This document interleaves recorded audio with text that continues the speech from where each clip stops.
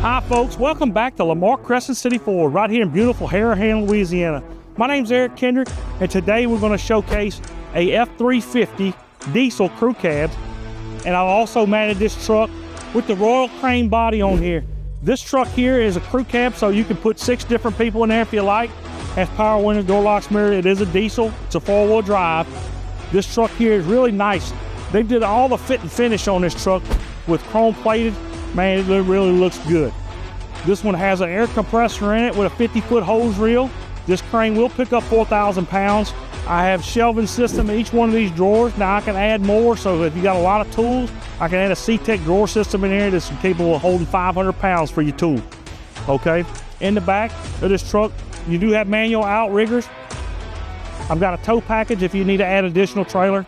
7-way combo with a 4-way. In the back here, I Line-X the inside of this truck, so that way you can keep everything nice on this truck. Come by here and let me build a truck that's right for you. I have these on ground anywhere from 3,000 to 8,000 pounds in stock.